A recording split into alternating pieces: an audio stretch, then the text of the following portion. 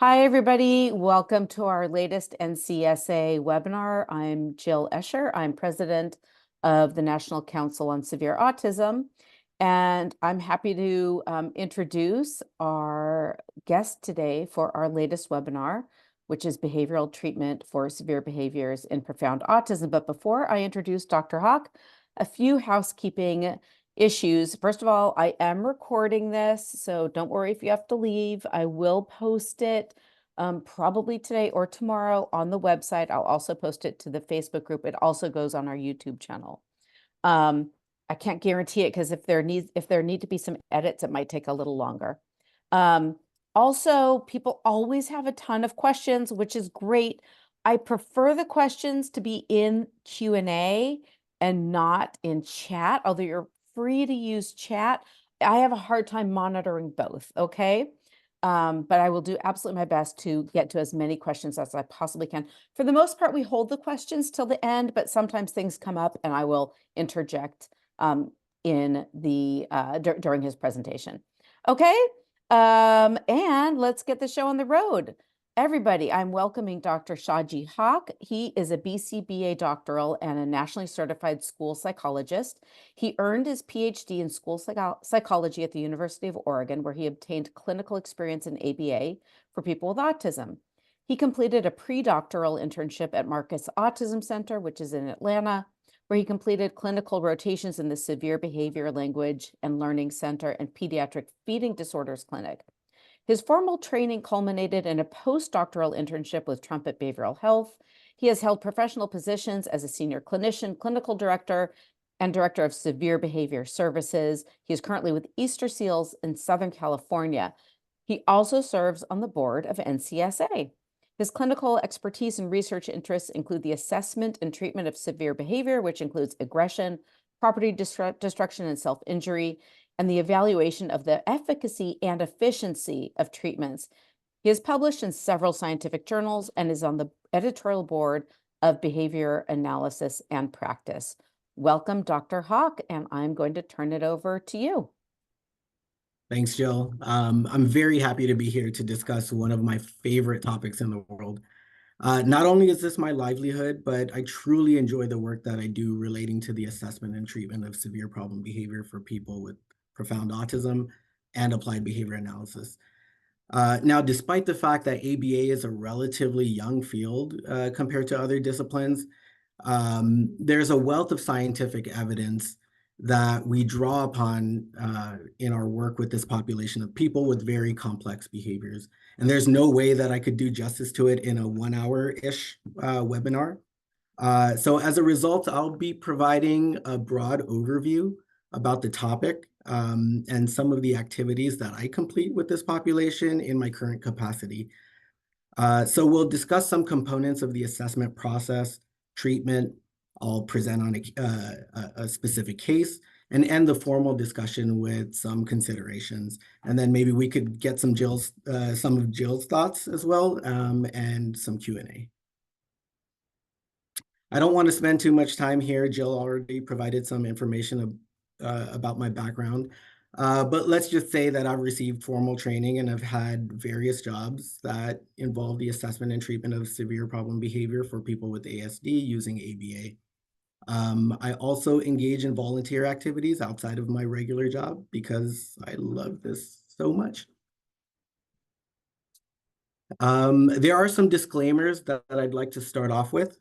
This is not a tutorial. I will talk about various aspects of assessment and treatment. Please don't go out and complete these activities independently unless you're a BCBA with expertise in this area. You're working under their guidance or being asked to participate as a consumer of services. My approach and discussion is decidedly behavior analytic. That's my training, that's my background, and that's the type of work that I do. I will gloss over many aspects of ABA assessment and treatment. There are decades of research supporting these practices, and it's, again, impossible to do justice to the field in a 1 hour webinar. And then finally, given the time and scope, I must speak in generalities. Furthermore, targeted, focused ABA treatment on reducing problem behavior for people with profound autism is very different from early intervention ABA programming for individuals with autism. So one cannot simply take what I discuss here and apply it to every circumstance for individuals with a wide range of needs or services. Although the ultimate goal is treatment to reduce severe problem behavior, we must go through a process of assessment to determine the whats and the whys of severe problem behavior to determine an appropriate treatment plan. We have to have a good understanding of the individual, their behavior, the environment in which it occurs to determine an appropriate plan. One common misunderstanding is that severe problem behavior is simply inherent to the child or individual, and that treatment involves sending the individual to someone or some clinic to just fix the problem. Again, inherent to the child that's leading to problem behavior. However, while it's certainly the case that there are some biological factors that might contribute to severe problem behavior, or might make it more likely to occur for certain individuals, treatment, especially for individuals with profound autism, will rely heavily on what the rest of us, that is, caregivers, clinicians, family, peers, and so on, can change in the environment to promote certain behaviors and suppress others. Oh, I will make as a side note, this cat has nothing to do with assessment and treatment of severe problem behavior. My daughter actually said that my presentation would be so much better if I just included a picture of a cute cat. So there it goes. FBA is really where my work related to assessment and treatment of problem behavior begins. Many types of data or information can be gathered. Not all of it is necessary, but I really like to get various sources of information that not only informs treatment, but also various aspects of the assessment process to individualize my approach. And I'd like to begin with a records review. I'm looking for a documented history of the individual, their problem behavior, and its impact on the individual and their family. We look through medical records, other assessments or progress reports for ongoing or past services, etc. Basically, I want to learn more about the individual, the person being referred, including any medical conditions, diagnoses, problem behavior in school and placement, within school and potentially residential, types of problem behavior, anecdotal reports through behavior logs, interventions attempted, and their reported efficacy. Now, there may be some questions that are born from the documents that I encounter, which I can follow up about in my interview. Aside from follow-up questions and other information related to the family dynamics, such as who all lives in the home, who they interact with daily, I will begin my targeted dive into problem behavior. I personally like to use the functional assessment interview by O'Neill and colleagues, um, which I use to ask about various forms of problem behavior, the extent to which it occurs. And then I like to, after I gather information about the various topographies or forms of problem behavior, I create a tentative grouping of the behaviors that tend to co-occur under specific circumstances. For example, aggressive behavior may not be immediately related to skin picking behavior that they also exhibit. So I like to lay out all of the behaviors and try my best to group them according to which might co-occur with one another, or if they occur independently. I'll also ask about current medications list, what their sleep is like, what their day looks like, all to get a more global idea about the individual. I also ask about conditions under which problem behavior occurs, with whom problem behavior occurs, when, in what settings, etc. And if needed, I'll speak with other caregivers or other people who know the individual well, teachers, ABA team, etc., all again to get a global understanding of the individual and their world. The interview helps determine the timing of the observations, which situations tend to be more problematic and versus relative times of ease. And during my initial observations, I typically take a fly on the wall approach, where I'm not interacting or I'm not changing too much within the environment. And I'll collect information on antecedents and consequences if problem behavior occurs. Um, and if problem behavior does not occur, then we might consider um, we might ask the caregivers to, provide some instructions to complete a task or activity that they typically ask the individual to do: brush their teeth, put their clothes away, or have a significant person withdraw their attention for some time and see whether there's any sort of impact on problem behavior, um, or remove or deny access to preferred items or activities. We don't push the probes too much. Again, it's only done if no problem behavior is observed initially, and we try to gauge how the individual might respond if tested just a little bit. For many individuals, no probes are actually needed, and problem behavior is observed through their regular routines and activities, or lack thereof, during the observations. Next, I like to have in-clinic visits if possible. This allows for a relatively controlled environment for the individual. It reduces potential safety issues that are posed by problem behavior. I mean, the clinic is a relatively, depending on the exact treatment room and so on, relatively sterile environment. There aren't too many things that you would typically find in a home, for example, TV or furniture or things that could break and pose safety risks to the people involved. Our treatment rooms are typically uh, including padding, rubber floors, bulky furniture, all again, which further minimizes the risk of harm. We also have arm guards, chest guards if needed, again, all to promote safety. And then within the clinic, we'll conduct leisure and edible preference assessments. And that's used to system and that the information obtained from those assessments are systematically incorporated into further parts of the assessment.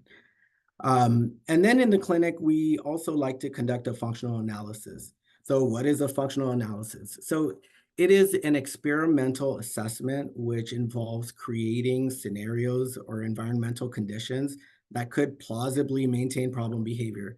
It's kind of similar to an allergy test in which clinicians will isolate specific variables to determine what environmental factors specifically are associated with problem behavior. The assessment includes a control condition and test conditions. And the control condition, I like to think of it as a comparison condition, right? Within an FA, it's going to be like the best case scenario typically. For example, if the individual, likes or has favorite edibles and leisure items, they don't like to be told to do anything. They like social attention. We'll create a situation to do just that. And we wouldn't typically expect any problem behavior to occur in that condition, unless, and we'll get into that in a little bit. But again, the control condition is specifically designed to set up your kind of best case scenario. Um, we also have some test conditions that we can include. We can include as many as we need to, or as few as we need to, depending on the individual and their needs and what we're trying to, what questions we're trying to solve or answer. But there's basically, we systematically present the hypothesized antecedents and consequences for problem behavior. So for example, we might present and only withdraw non-preferred stimuli such as task demands, sounds, whatever the individual finds to be potentially non-preferred, only if problem behavior occurs. So we'll present it and we'll remove those stimuli, if you will, if problem behavior occurs. Another condition might be to withdraw and only provide attention if problem behavior occurs. And then another common test condition is restricting and then only providing access to tangibles or potentially ritualistic behavior if problem behavior occurs. So there are various types of conditions. again, they're individually developed based on the information gathered in earlier parts of the assessment, such as the interviews and observations. And then the results of the assessment help the clinician determine whether problem behavior is socially mediated, that is directly related to people or the behavior of others in the environment or what might be going on, and the specific antecedents and consequences facilitated by those people, or whether the behavior will generally occur regardless of what other people are doing. And we have specific terms for that. I'll get to that in just a bit. So here are the results of one functional analysis that we've completed. We have the sessions along the x-axis, and then the problem behavior per minute, including aggression, disruption, self-injury along the y-axis. The higher up a data point is, the more problem behavior there was essentially in that specific condition. We have specific markers representing each condition that we included in the assessment.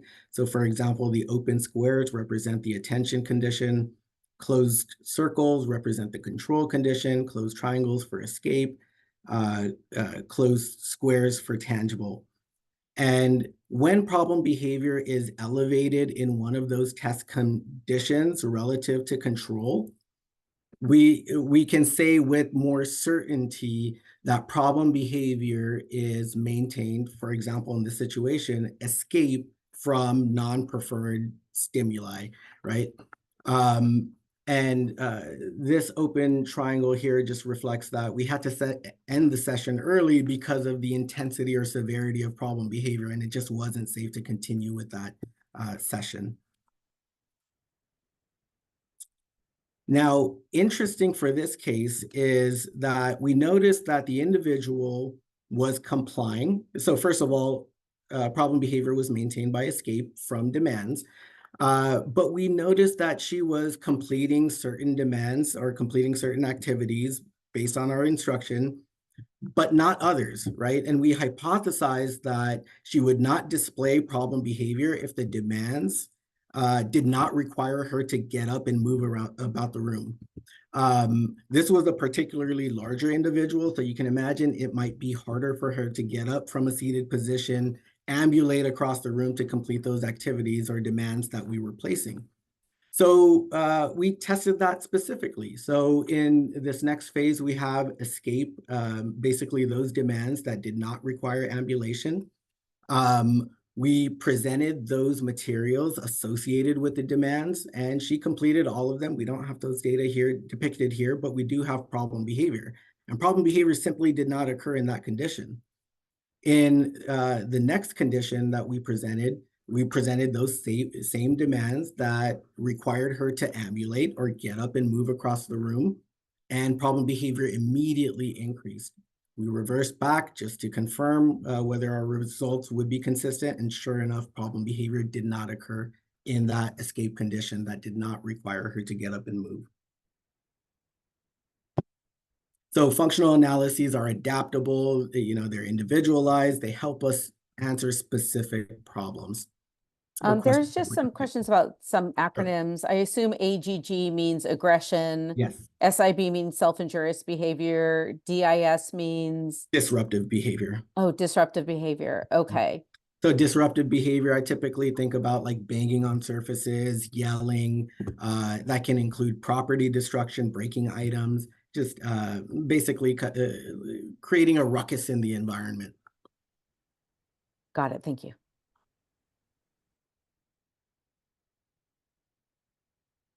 Here's another functional analysis that we completed. Instead of rate of problem behavior, we looked at the percentage of intervals with problem behavior. Again, the higher up the data, the more intervals with problem behavior there were within those sessions.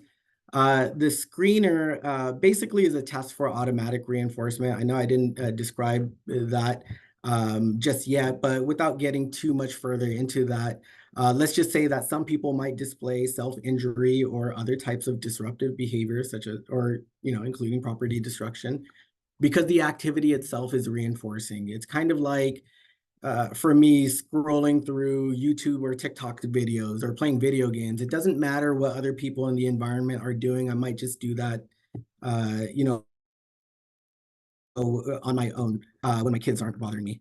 Again, it doesn't usually matter what other people are doing. It, um, Although I might speculate that what others do might temper or exacerbate the extent of the behavior sometimes, but this is a behavior that typically occurs because it feels good, it's enjoyable on its own, or maybe it's alleviating some other aversive situation that's going on at the same time, sensation maybe. So little to no problem behavior in this screener assessment means that problem behavior was not maintained by automatic reinforcement, which means that it was probably socially mediated. Problem behavior depends on what other people are doing or are not doing around them. So in the subsequent functional analysis, we saw elevated and stable, percentages of problem behavior in the attention condition, which means that problem behavior was maintained by attention from other people. They engaged in problem behavior and people reacted to them in a very specific way. That was essentially reinforcing the behavior. Now, there are many different types of functional analyses, and the one that you ultimately choose might depend on a number of factors, including the type or severity of targeted behaviors, the location of this assessment. I try not to do the more intensive functional analyses in the home setting, for example, just based on the location, and unless we can, ensure safety and things like that. Um, who is conducting the assessment? Again, the feasibility of the assessment. Again, they are adaptable, and there are some limitations to various types of functional analyses, but maybe with a confluence of data that are gathered through other parts of the assessment, even if we're using a different type of assessment, functional analysis, we're able to reasonably conclude with some confidence that problem behavior is maintained by a certain function. So what's the point of all that, right? So again, treatment depends on assessment results. So we try to identify what is the function that is the purpose or cause of problem behavior. Again, it could be automatic, or sometimes it's called sensory, where the behavior reinforces itself. Maybe it feels good to engage in that behavior. And again, it doesn't always depend on other people in the environment doing anything. And then there's social reinforcement, essentially social negative reinforcement, where problem behavior results in someone taking something away from the environment. So maybe it's escape, it produces escape from non-preferred activities or events, or it could be sounds, it could be task demands, it could be people. And then there's social positive reinforcement. Again, that the positive means you're adding something to the environment. So problem behavior is resulting in access to preferred stimuli or events, whether it's edibles, leisure, attention from other people, and so on. So let's look at this example here. So on the left, you have a caregiver who says to their child, "Let's go brush your teeth." The child repeatedly hits their own head with fists, right?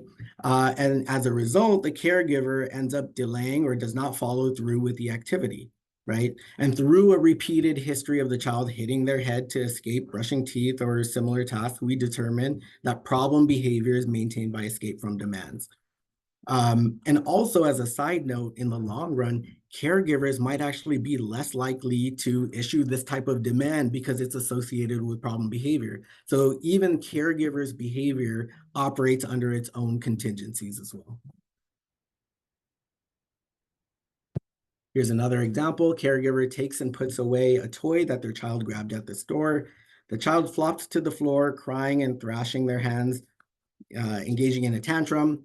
And then the caregiver ends up purchasing the toy, giving it to the child, and exits the store as quickly as possible, right? We don't want to cause a scene. So in this situation, again, based on a repeated history of the problem, the child engaging in these tantrums to access preferred stimuli, we would say that problem behavior is maintained by tangible reinforcement. Here's another example. The caregiver is busy taking care of household chores. Maybe they're doing the dirty dishes, cleaning the dirty dishes, and or other children, taking care of other children's needs, preparing meals. Parents are busy. The child sticks their finger in their throat, making retching noises and or vomiting, right? And as a result, the caregiver attends closely to the child, attempting to not leave more than a few feet from the individual, right? So again, through a repeated history of things like this occurring, the child engaging in a certain type of behavior, the parent is much more likely to provide attention, stay in close proximity, and maybe not even divert their attention for a little bit because the child might start to engage in problem behavior, which obviously they don't want to happen. So again, the functional analysis allows one to repeatedly test situations similar to these and determine the reason why problem behavior is occurring. And this helps us determine an appropriate treatment plan. So when we've completed our functional assessment and we've got functional analysis results indicating that problem behavior is maintained, let's say, by escape from demands, we need to think about an alternative and socially appropriate way for the individual to get their needs met. Now, there are a lot of things that treatment should consider. Obviously, I won't be able to list them all, but there are some factors that I think are important for families and clinicians to consider in no particular order. Treatments need to consider the unique clinical profile of the individual. What skills do they have? What do they not have? What skills do they not have? Do we need to teach them some prerequisite skills first before we proceed with various parts of the intervention? If they have those prerequisite skills, should we consider an intervention that aligns with those skills? Could the environment, including caregivers, support the intervention, right? Feasibility, that's an important thing to consider. We also consider what does the research and science tell us about how to treat problem behavior that's maintained on this particular function or this individual's profile, other diagnoses, right? So these are all things that we need to consider the research, right, and science. And then when we select a treatment, how do we determine whether or not the intervention is effective? Has the behavior reduced compared to pre-intervention levels? If so, could it be a fluke? Is it possible that something else is going on? Some other change was made about the same time that the intervention was introduced that could contribute to the change in behavior? So we need to systematically evaluate our treatments. And then finally, if the treatment is effective, how acceptable is the intervention to the individual, their family, and significant others? At the core of it, though, it boils back down to function. We really need to think about function when we're developing treatments. So using that previous example, the caregiver tells the child, we need to brush our teeth. The child hits their head. Caregiver says, just kidding, we're not going to do that. In this very common scenario, what did the caregiver initially expect to happen, right? So what the caregiver expected was that the child would walk to the restroom and allow the caregiver to brush their teeth. And then as a consequence, the child's mouth and teeth are minty fresh and clean. And the caregiver can move on to another one of the million other tasks that they have to complete in their day, right? So that's kind of what the caregivers typically expect, right? But something that we need to consider is, can we expect the child with profound autism or individual generally with profound autism to understand that, right? Why it's necessary to have clean teeth, the adverse consequences to our health for not doing so, perhaps the negative health effects and social isolation and all of that associated with having bad breath and unclean teeth. are beyond the understanding of the individual with profound autism. Or maybe they do understand it, but they're getting something else out of avoiding the task that's relatively more preferred to them than long-term bad health and or social isolation for not brushing their teeth, right? So we have to think about what they're getting out of it.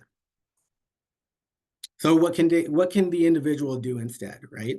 So what's a relatively more socially appropriate way to escape or delay brushing teeth? They can use their words, right? The child can say later, right? We can teach the child to escape from the task in a manner that's suitable to their skill level, whether it's vocally, using sign, modified sign, picture exchange, speech generating device. And the caregiver also learns that there's a better way to let the child escape from the task than to engage in self-injury, in this case, right?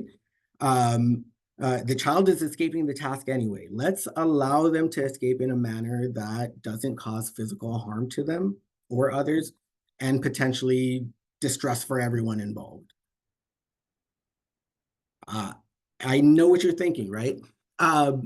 We've taught the child to communicate instead of using problem behavior, which is great, right? But they still aren't brushing their teeth, right? I think that's a really great point, and we've got a solution for that. But I will tell you first, though, that for many families and caregivers of people with profound autism and severe behavior, simply not harming oneself or otherwise engaging in problem behavior, let alone communicate, is a huge win for the family. So it's really important to put this in perspective. The individual just not hitting themselves or otherwise engaging in problem behavior means a lot to a lot of people.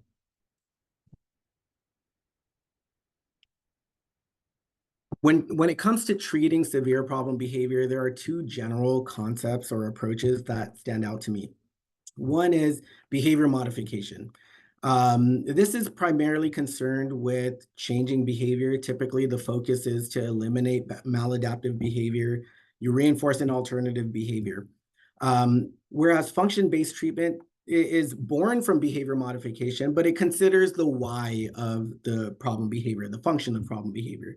It uses a socially appropriate behavior to get a need met instead of using problem behavior or forcing compliance, for example.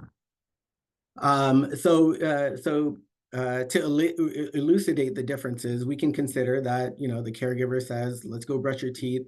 Child walks to the restroom and allows the caregiver to brush their teeth.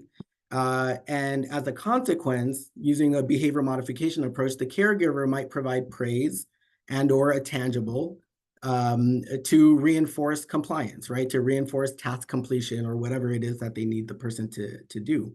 Whereas with the function-based approach, the individual can use an alternative and socially appropriate communication response in this situation later, right, to delay the activity, right? So there are two general approaches based on, or two examples based on these two general approaches. We could have both approaches running simultaneously or successively, right? With these two options, perhaps running simultaneously, it could be up to the child.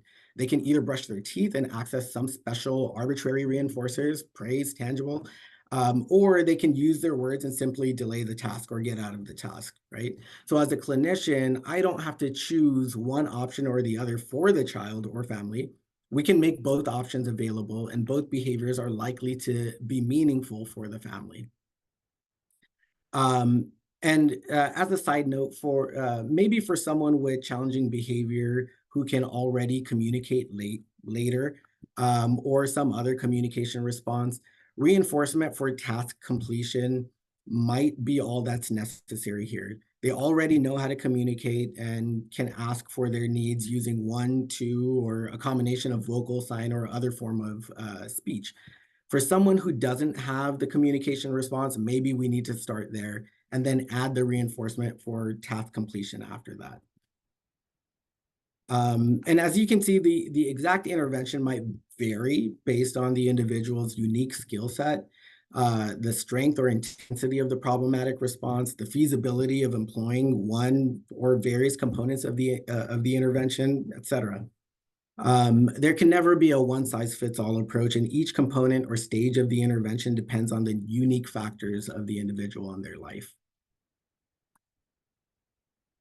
Having just said that, what is the general model that I like to follow in the process of assessment and treatment of severe problem behavior for individuals with profound autism? It isn't meant to be contradictory, rather like the backbone of the approach, right? Some aspects are relevant and necessary. Some are necessary but not feasible. Each situation is very different. This model generally works well for me, and you might find some, all, or perhaps other important elements at other intensive ABA treatment centers for severe behavior across the country. But again, assessment is aimed at problem behavior, the W's of behavior, who, what, where, et cetera.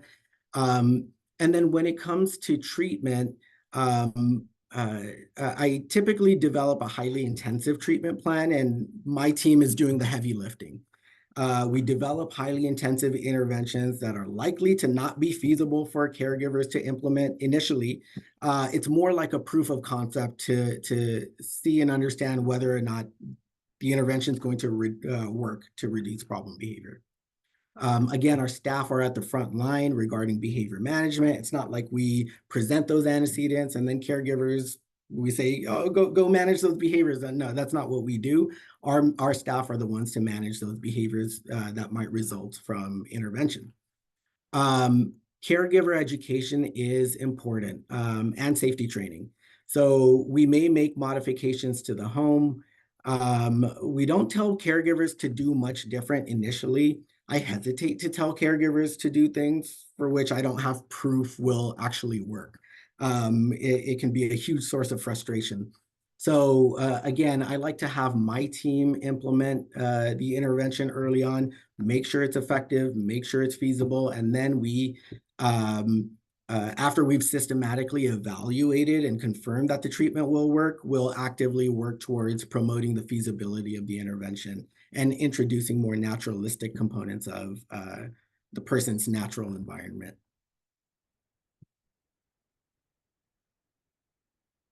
We'll get into a case study next. And the reason why I chose to present on this case specifically is that you can see the complexities and or real life issues associated with assessment and treatment of severe problem behavior for individuals with profound autism.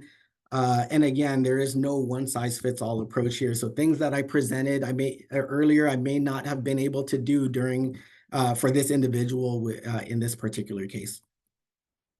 So let's call the individual Tom, a 12-year-old male diagnosed with autism, taking a variety of medications, both including antidepressants and as well as things to address allergy and GI issues. This individual was actually referred to us from another ABA agency. So he was receiving treatment, ABA treatment, prior to being referred to us. And he was specifically referred to us for severe problem behavior, aggression, property destruction, and self-injury. He was also demonstrating a lack of progress with his skill acquisition programs. That was a side note. That wasn't the main concern. The main concern, again, was the severe problem behavior. And through the process of assessment, we found out that he was also having irregular or inappropriate toileting habits. So, for example, he would have bowel movements on the carpet or in the bathtub, but never in the toilet.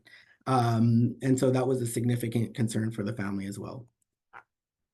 We did conduct a records review, and first we examined medical correspondence between the primary caregiver and both the primary care physician as well as the psychiatrist.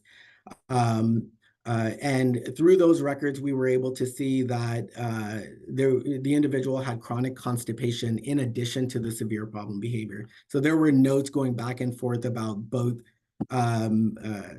bowel movements, issues with bowel movements, as well as severe problem behavior.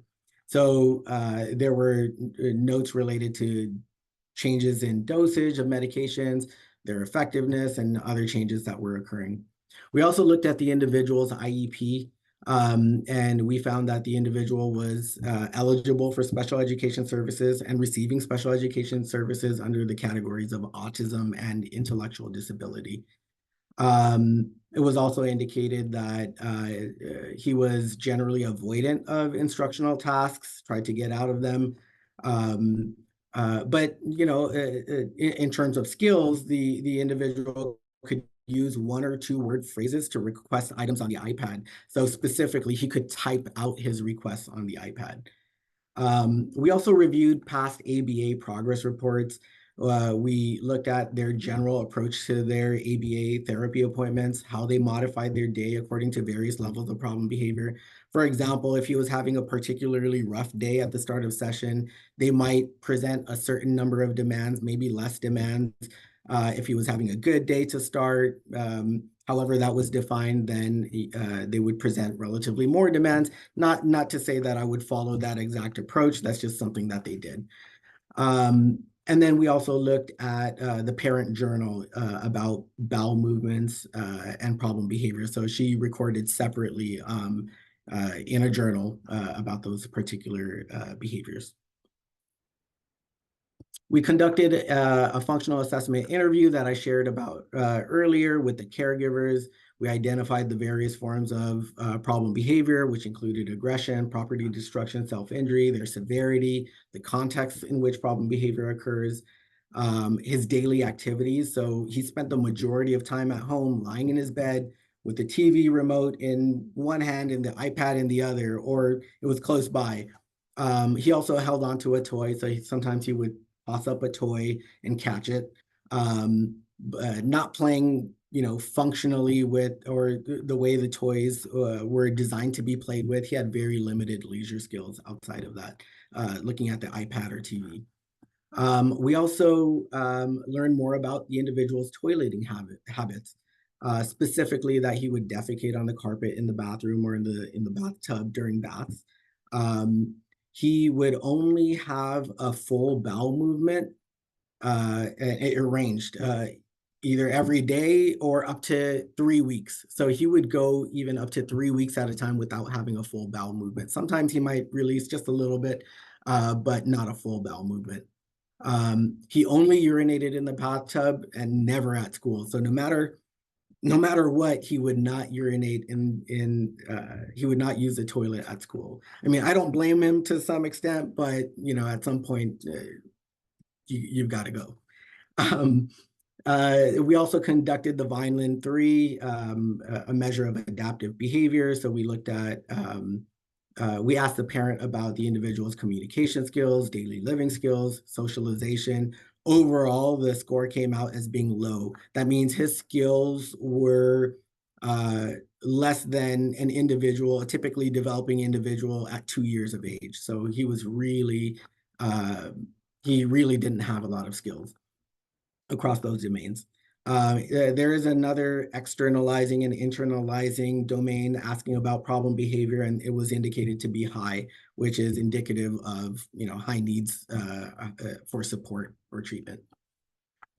We did also interview the BCBA from the Dr. previous. Hawk, Sure. sorry, some people might not know what internalizing and externalizing means. Maybe you could give a quick explanation. Yeah, externalizing behavior is going to be typically related to, behaviors that are overt, right? So banging on surfaces, aggressing, and things like that. Internalizing are typically things maybe related to mental health issues, perhaps some anxiety, or maybe perseverating on certain topics. They may or may not show that externally, maybe some depression, things like that. Thanks. Mm-hmm. And then, so I interviewed the BCBA from the previous ABA provider for clarification on the structure of their program and activities that they incorporated, and any other thoughts they had about why problem behavior was occurring. We had multiple observations of Tom in his home across activities. none of which was associated with problem behavior during those observations. As a result, we did have the caregiver conduct some probes of common situations that he might encounter, which could be associated with problem behavior. So, for example, placing demands for reportedly non-preferred activities, changing clothes, putting clothes away, removal of tangibles, taking away the iPad, remote snacks, fidget toy, periods of low attention. So we probed a variety of these scenarios. And again, we didn't see any problem behavior. Um, uh, so something to note is just because we didn't see problem behavior during our observations didn't mean that the parents were misreporting or over-reporting the extent of problem behavior. There was a wealth of information from various sources of data, past records, interviews, and so on, indicating that severe problem behavior did occur. And what I did observe in the home was property destruction, permanent products. Essentially, part of the wall was broken due to his problem behavior. So we knew it occurred. It just didn't occur during those observations. And then as much the time as I spent talking about functional analyses, we actually did not conduct a functional analysis for problem behavior. The functional assessment interview indicated that problem behavior was more likely to occur when demands were placed, preferred items were restricted, indicating potential escape intangible functions. There are some limitations to indirect measures like that where we're not experimentally testing it. I recognize that. But we used a variety of sources of data to come up with our hypotheses and inform our treatment approach. Again, the parent implemented probes during observations were not associated with problem behavior. But a very important piece that was standing out to us was his irregular bowel movements, sometimes, again, up to 20 days apart, which could increase an individual's irritability. So you present a person who hasn't had a full bowel movement for a large number of days, and you present something potentially non-preferred, and that might increase the likelihood that they engage in problem behavior, right? Um, could it, and so is that a testable hypothesis? We could have examined differences in problem behavior when the duration between full bowel movements was greater versus when it was less, to see that impact on problem behavior. But since it made intuitive sense that, not having a bowel movement, a full bowel movement could lead to discomfort and irritability, and problem behavior was not occurring every day, we did decide that it was worthwhile to address the toileting needs first before looking further into the aggression, disruption, and self-injury that was reported to occur.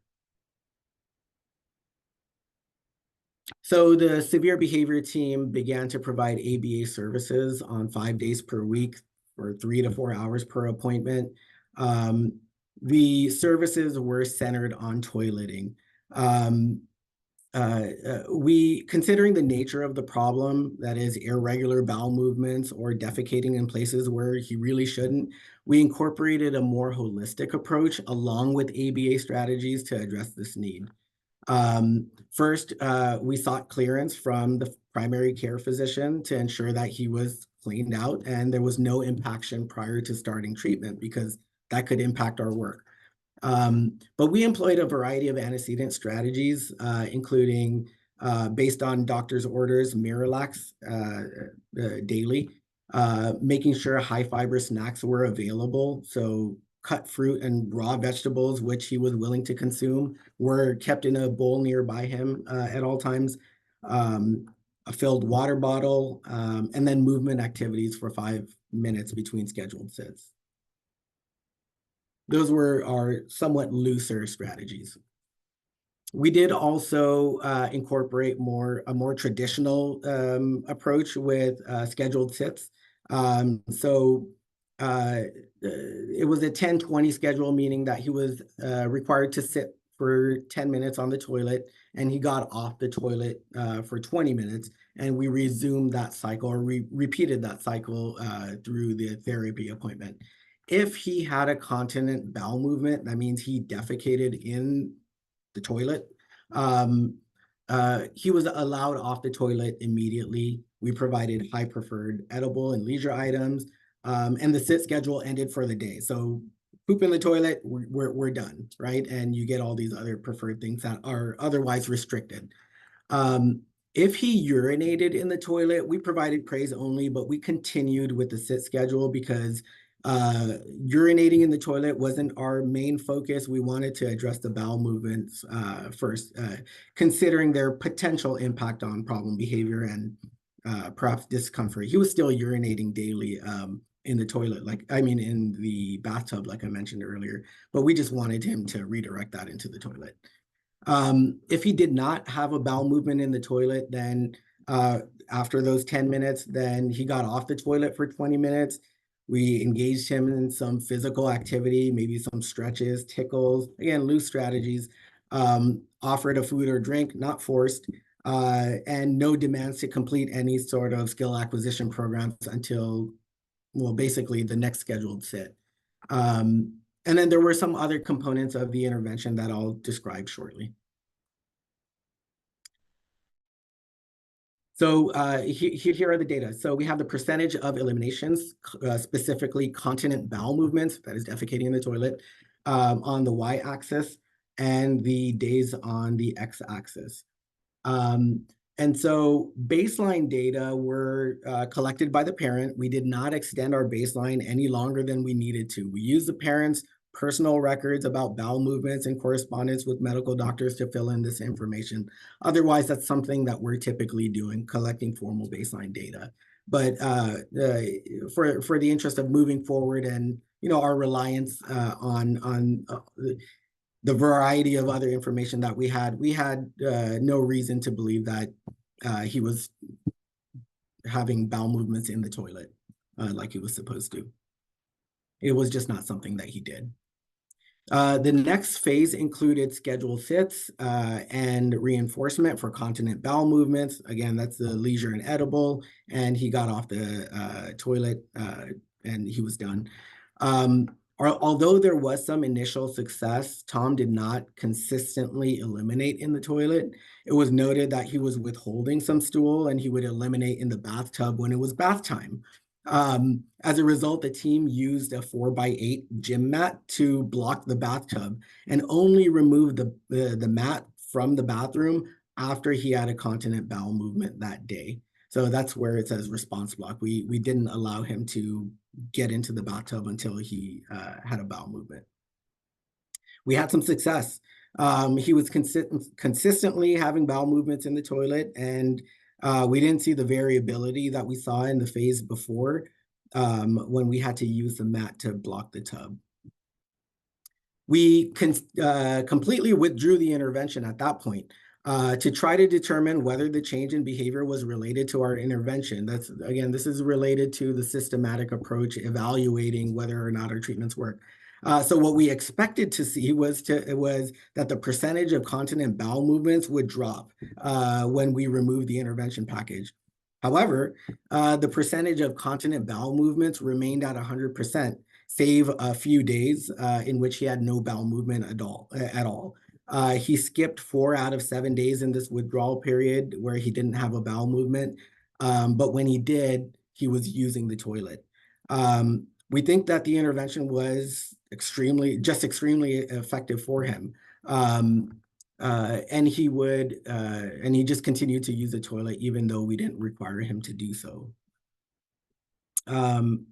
And then, although one might initially conclude that the intervention was no longer needed, we decided to reinstate the intervention based on the fact that he didn't defecate every day when intervention was withdrawn. However, we added a slight modification. Specifically, if he had a continent bowel movement at any point that day, instead of taking him to the toilet to sit every 20 minutes, we simply asked him if he wanted to go. So he had the choice to go or not. If he agreed, we took him. Otherwise, we continued with other activities. And then finally, when he consistently had continent bowel movements and did not defecate outside the toilet, we withdrew the requirement to sit entirely. and only asked him if he wanted to use the restroom every 20 minutes. The other positive outcome was related to urinations. Again, Tom's mother didn't keep track of his urination, so there were no data for baseline. But again, there was a lot of information that suggested that he wasn't urinating in the toilet. Recall that if he happened to urinate in the toilet during the sit schedule, we provided praise, but he did not get a break nor preferred edible. It wasn't our targeted behavior like bowel movements were. Over the course of treatment, he almost exclusively urinated in the toilet. And better yet, his school staff also reported that he had begun to use the toilet at school as well. So there was some generalization, and everyone was ecstatic about it, to say the least. Um, and although we don't have time to take a further dive into other forms of problem behavior, it was mostly resolved with this treatment. And after establishing other skill acquisition programs for this individual and documenting his progress, we were able to successfully transition his care to another lesser intensive ABA team, or a team that provided lesser intensive services. And we only provided consultation thereafter. So this was a huge success for us. In this final segment, there are some important considerations that I'd like to share about. Um, and despite having many tools to assess and treat problem behavior for people with autism, there are a variety of factors that can complicate assessment and treatment. And not all of these complications are present from the outset of services. Sometimes these factors emerge over the course of the assessment or long after treatment has been established. But in general, an individual's verbal ability might complicate things. Let's just say that sometimes people focus more on what's being said rather than the outcome of the verbal response.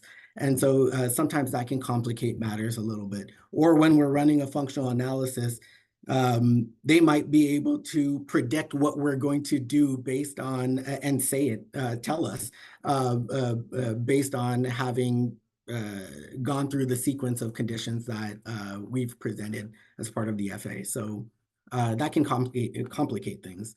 Repetitive and restricted behavior, extreme rigidities, could be problematic on its own. But then you add aggression, disruption, self-injury, or a range of other atypical behaviors, and it could become difficult to determine which specific behaviors are maintained by which function. Medical issues, we talked a little bit about this, GI concerns, headaches, hemorrhoids, toothaches. How often are people with autism and severe problem behavior able to be taken to the doctor's office for health visits, right? Due to their problem behavior during car rides or other situations. A lot of times these are people who are not receiving the care that they need as a result of their problem behavior. And that could, it's kind of like a cycle. And that could impact their problem behavior or complicate things further. Inconsistent medication routines and PRNs have been problematic for us in the past. If it has some impact on behavior and the individual is receiving medication inconsistently and we're trying to employ some intervention, we might see quite a bit of variability as a result. So that's something that can complicate things for us. Inconsistent sleep, increasing fatigue, irritability can make problem behavior more likely under certain conditions or relatively non-preferred situations. Caregivers responding or others responding to problem behavior inconsistently or differently within and across people. When problem behavior pays off intermittently, like every so often, I hit my head, I get out of a task every so often, it generally makes problem behavior persist over time. We can relate this to gambling behavior, right? It pays off every so often, and we know what impact that can have on behavior. So that's not ideal. And then the final one here on this slide is that we don't live in a bubble. We live in a dynamic world in which several things occur simultaneously. So it becomes ever more crucial to be able to figure out what variables specifically are impacting problem behavior. And at this point, the analog functional analysis, which isn't perfect, allows us to isolate variables the best that we can and gives us the opportunity to develop a targeted intervention. Relapse is something that can complicate treatment. My friend and colleague, Dr. Colin Muthing, recently gave a presentation on the topic of relapse in the treatment of severe problem behavior. So I want to credit him for some of this information. Essentially, relapse occurs when problem behavior reemerges after an effective intervention has been identified and shown to be successful. Earlier, I discussed my general treatment model in which I initially have my team do the heavy lifting, identify successful interventions, promote the feasibility of interventions, and then incorporate caregivers and other elements from the person's natural settings into treatment. Now, here's the scary part. Over 90% of individuals who received successful treatment showed relapse of problem behavior during the steps that we take to promote the feasibility of interventions, or when we try to generalize treatment into the home or other natural settings. Worse yet, problem behavior was often, in their report, 3 times more problem behavior occurred often 3 times more than it did during baseline.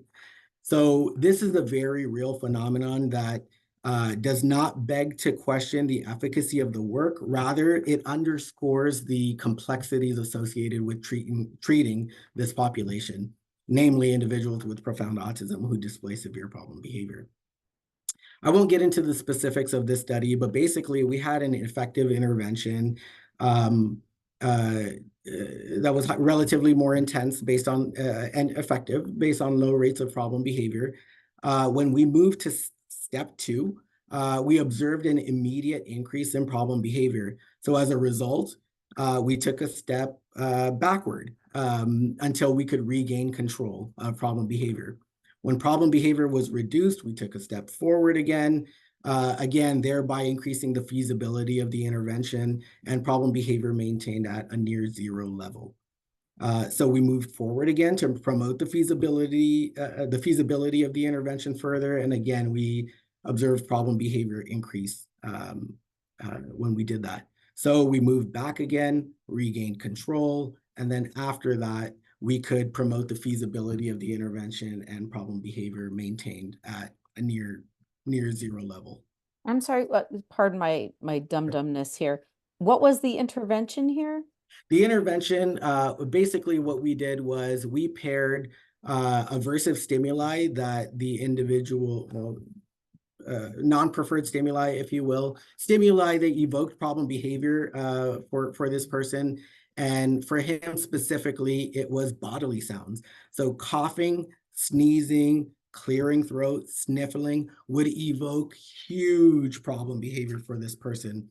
And that's what misophonia is. It's a condition basically describing an extreme behavioral response to relatively common stimuli.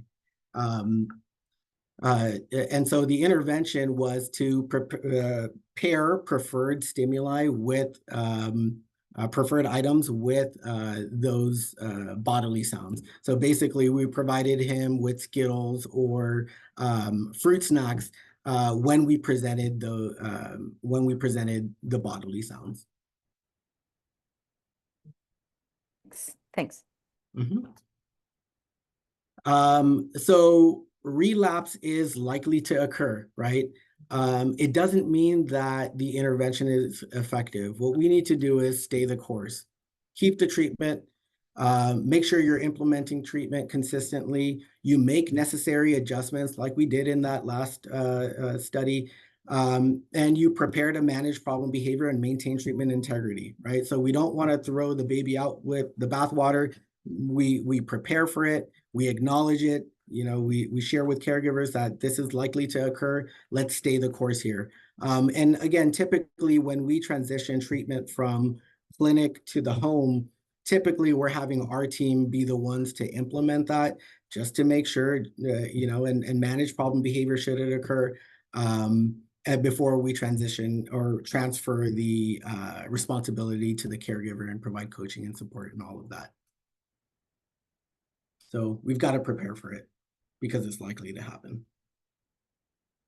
So the individuals that we work with, that is people with profound autism and severe problem behavior, like anyone, have a constellation of variables that we need to consider, right? And for them specifically, these variables might contribute to a long history of severe problem behavior and other needs.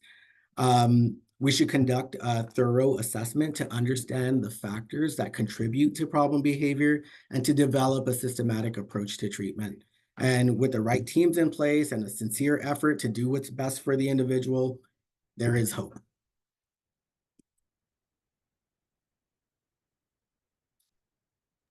Okay, thank you. Let's move on to questions because there are many, and I have some as well. So this gentleman asked something that is very dear to my heart because it's definitely the case with my severely autistic 25-year-old son.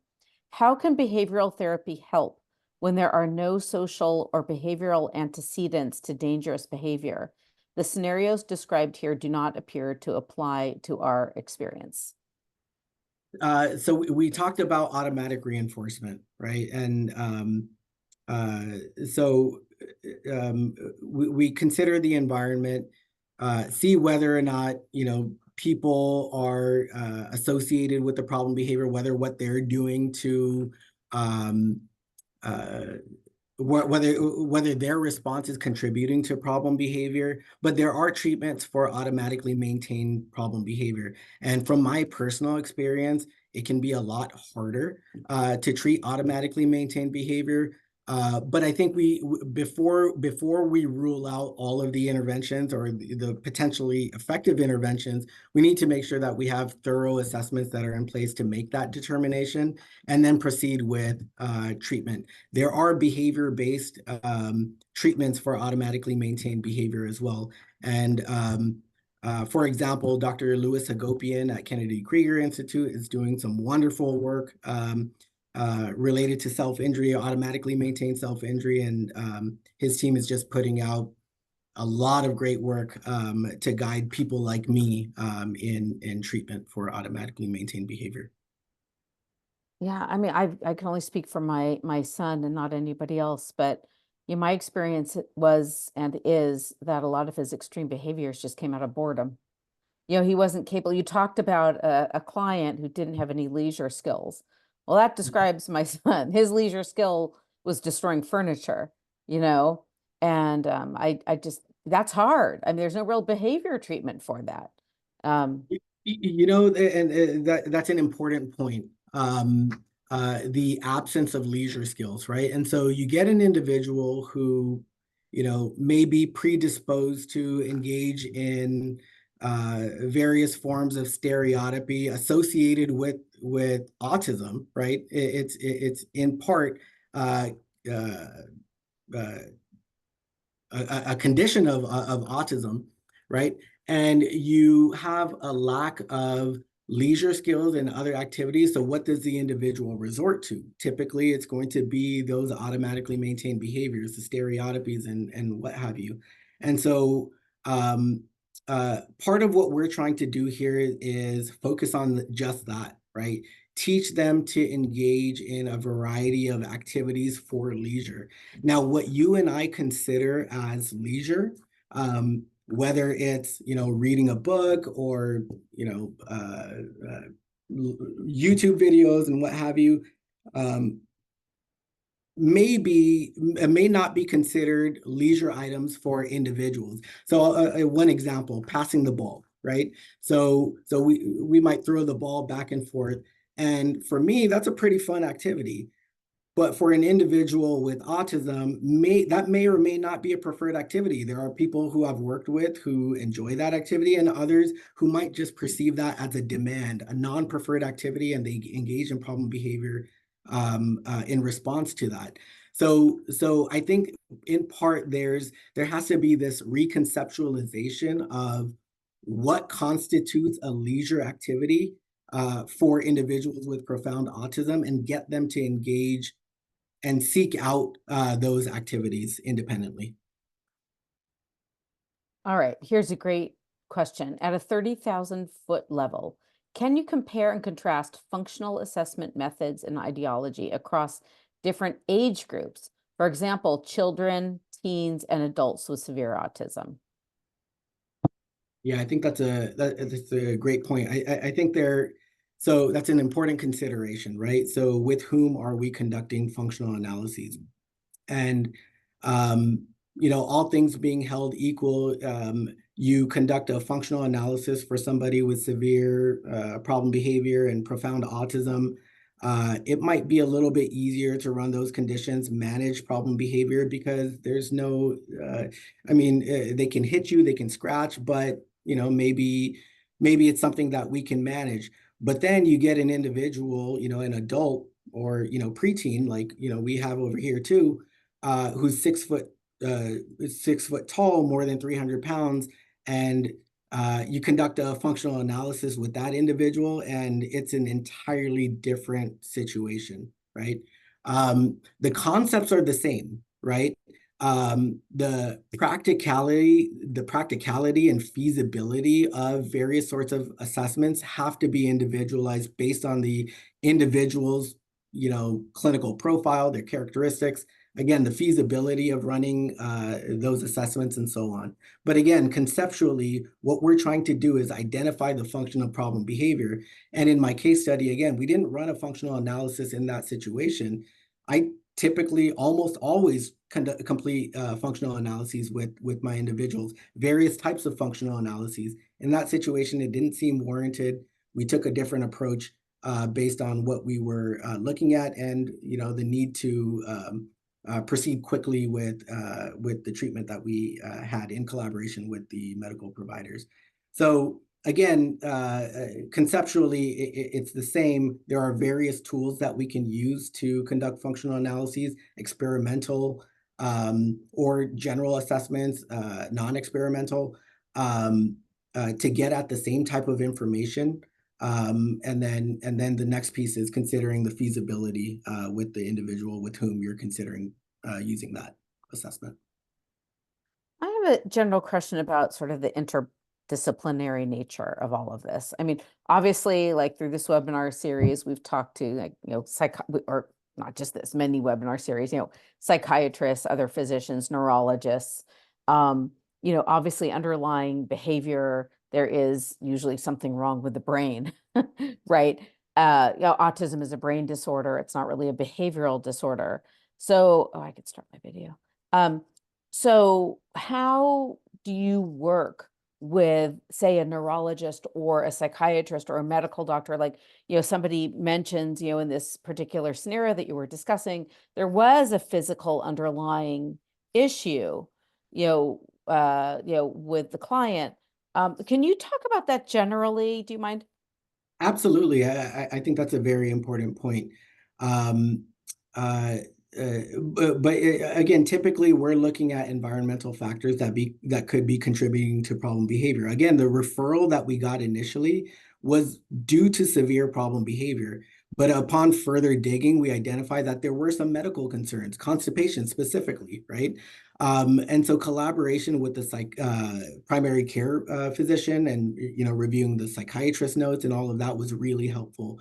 So we recognize that there may be some internal factors that increase the likelihood of problem behavior occurring in certain circumstances, right? And we can all experience this, right? So if I had a rough day at work and I go home and I, maybe see that the kids made a huge mess, I might not respond to that in the best way or in the most nice way based on what occurred earlier, right? And so if I'm having a headache or some irritability due to some medical condition, we want to rule that out first, right? And so typically when we are getting these referrals, we are reaching out to the medical team and or reviewing the medical documentation, seeing when the last checkup was, perhaps getting that taken care of initially. And again, there may be certain things in the environment that exacerbate problem behavior based on that underlying condition, right? So again, constipation, I'm irritable, you're telling me to do these things that I don't want to do, problem behavior. Um, uh, and similarly, if let's say he had a bowel movement, all's good. You tell me to do that same exact task, I'm much more willing to engage with you in that situation. So there is still an environmental contributor to problem behavior. What we think about is the evocative effect of certain stimuli for problem behavior. How likely is the individual going to display that behavior or use that behavior in response to some antecedent? And we know that setting events plays a huge role into that. So collaboration with medical providers, other teams, to figure out whether there's any underlying conditions is really important in our work. Okay, great. Here's a tough one. How do you help families that have two severe or profound siblings who can be triggering to each other? Well, I have actually had that in my own home. So I absolutely relate to this question. My daughter, if she was upset, my son would go bananas, and sometimes become very aggressive, as a consequence. So this to me rings very true. What say you? Yeah, it's a tough one. It does complicate things a little bit further, but and you can develop interventions individually to support each of those people with problem behavior that are triggering each other. But ultimately, we need to think about how do we converge the interventions, or how do we set up the initial phases of treatment so that they can converge at some point, right? Um, for example, there was one individual who um, uh, would engage in problem behavior when the sibling would make, both diagnosed with autism. One individual would make noises, repetitive noises, and that evoked problem behavior from the other one.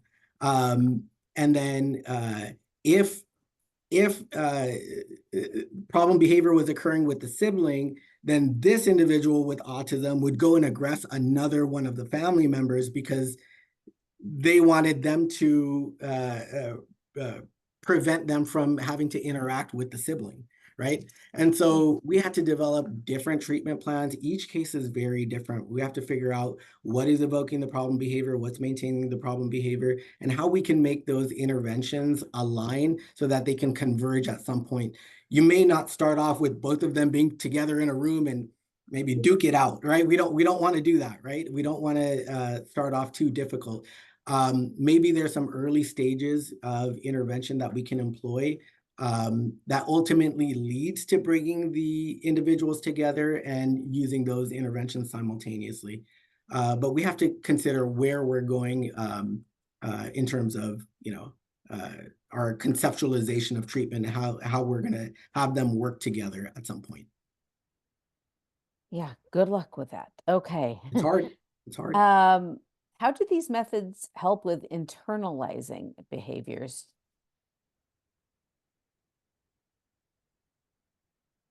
Oh, I don't know if you heard me. How Yeah. do these I, methods help with internalizing behaviors? I heard, I was thinking. Okay, thinking. Okay. Yeah, and here's the thing. Um, Internalizing behavior, there's let's say there's depression, anxiety, and things like that. Um,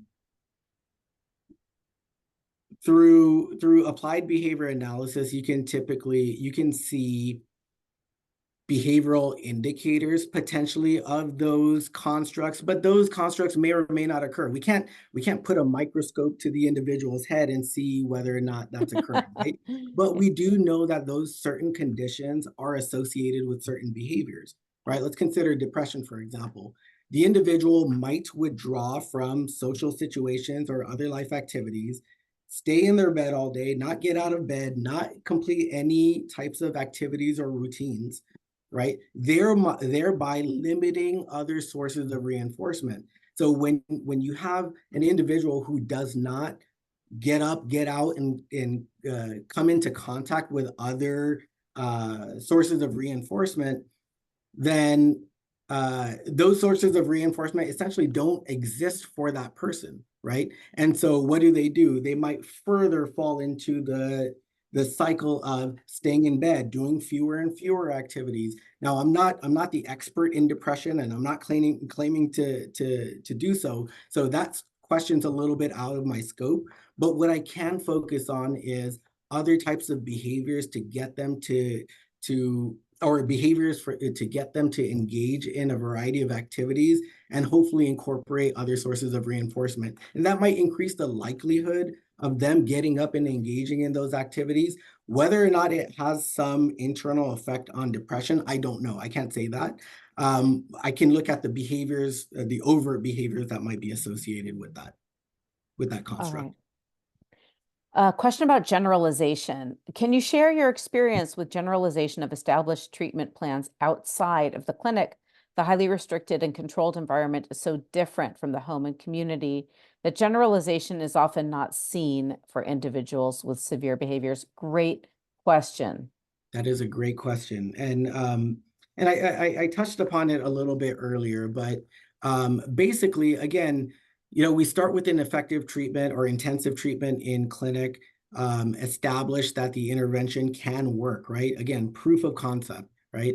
And once we've established and systematically evaluated the efficacy of that intervention, we work to promote the feasibility of that intervention so that caregivers are likely to maintain, those interventions, facilitate those interventions when it gets to their setting. But at that point, what I like to do is, once we've promoted the feasibility of intervention, get the caregivers to participate in those. And we might systematically transition certain responsibilities associated with the intervention to the caregivers in the relatively safe and controlled space. Because let's face it, a lot of times caregivers are unwilling to present or those interventions because of the dangers associated with the problem behavior. Like, Mhm. you know what I mean? So they're Mhm. not going to present those demands. And so if we can do so in a relatively controlled space where they come in, we've got the padded walls, we train them on how to manage problem behavior. Our staff are the ones implementing to start, right? Implementing the intervention to start, and they're just standing back and observing us do that, right? And then again, we transfer the responsibility of the intervention over the course of sessions and based on their comfort and willingness. Uh, then then the individual will then see the participant, the person with profound autism, will then begin to establish a history of reinforcement, hopefully, um, uh, uh, based on these antecedents that are presented by the caregiver. And then at that point, once that's effective, feasible, and we're ready to do that, we'll take it into the home setting. Again, the idea is to transition the interventions to the naturalistic context in which they were occurring, right? Um, it's not, I don't think it's necessarily the best use of time for me to just treat problem behavior in the clinic and say, all right, my work is done here, caregivers, family, other Mhm. people, good Good luck. luck. That's not the model that we offer. There's got to Mhm. be some parent training. There's got to be assist or caregiver training, other training other providers. It's not just caregivers. There's respite. There's speech therapists, occupational therapists. There are a variety of people that the individual comes into contact with, which would benefit from training and participating in intervention, and we've got to figure out a systematic approach to incorporate them into treatment and transition the intervention and services in those naturalistic contexts if possible. All right. How many severe autistics also have a comorbidity of psychosis? I would also add kind of a bipolar profile, resulting in aggression, SIBs that cannot be assessed as behavior by functional analysis. Autistics who respond well to antipsychotics, such as Abilify or Risperidone. How many is the question? That's a research question, and I that's a don't know. really, really good question. I mean, I don't know. You would imagine there's some good data out there about that, but I imagine it would be pretty high. Right. Yeah. I don't know. Yeah. Okay. I'm looking for a free resource for ABC data keeping, scatter plots, etc. Can anyone share for data keeping? What do you recommend? Um, Google is a wonderful place. It can be a blessing and a curse at the same time, but there are a variety of resources on that you can just Google search and find.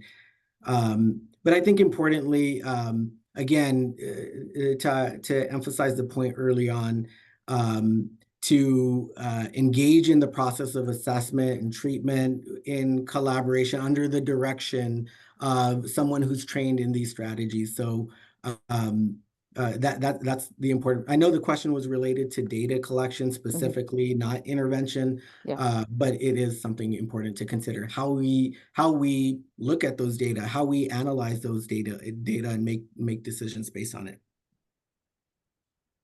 This question goes to something we were talking about, Dr. Hawk, before we started the webinar.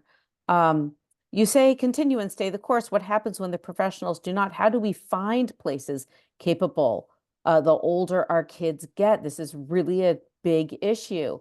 We fight for what our son needs, but we typically know more about ABA than the professionals around us, or no place will take our son because he's too old and he's only 13. Yeah, this is of course, a big, big problem. And by the way, I do want to mention that NCSA does have a resources section on the website.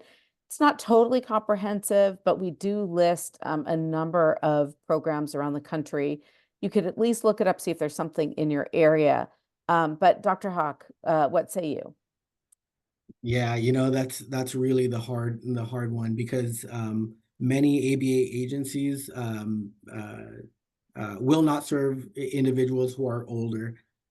It's a huge it's a hugely needed resource, right, in the field. And just recently, I had someone reach out to me and ask me, my son is a teenager receiving ABA, but I recognize that it's not going to be available to him. What resources are available? And really, I don't know. And this was from out of state. I really don't know what resources are available in people's particular area. I know, in Southern California, Easter Seals, we do work, with people who are, older adults. I believe yeah, the oldest participant right now, I believe, is 45 or so. But, so we don't have an age cap. But yeah, I think I feel you on that. I really do. There aren't too many Yeah. providers that work with people who are older. Let's do just a handful more questions. Consistency with intervention treatment seems to be key. How do you proceed when family life makes that almost impossible, or when one caregiver refuses to follow the protocol? Is it better to be inconsistent with the treatment, or should you not do it if consistency is impossible, or not all caregivers are willing to participate? Yeah, real life is hard, isn't it? That's really hard. Yeah, I don't know how to answer that. Really, I think it's individual specific. We don't know how, one individual will respond to inconsistent, and that's the nature of this work, right? When we're looking at individuals specifically, right? Their constellation of factors, their clinical profiles, the things that are going on in the environment, who can or can't implement the procedures. You can come up with a really great intervention plan, but if it's not feasible for the family ultimately, then it's as good as not being implemented. So um, I think, yeah, that's a really hard question.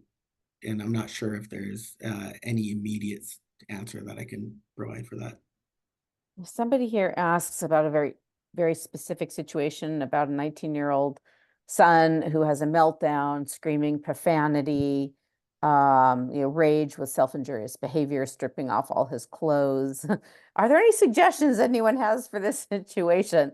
Oh my gosh. Well, obviously that is not resolvable right here, right now. Clearly, hopefully there are psychiatrists and other, behavioral, therapists that can work, with your family on that, because that is rough. Yeah. Um, how to avoid positive reinforcement activity becoming expected and ending up part of ritualistic behavior?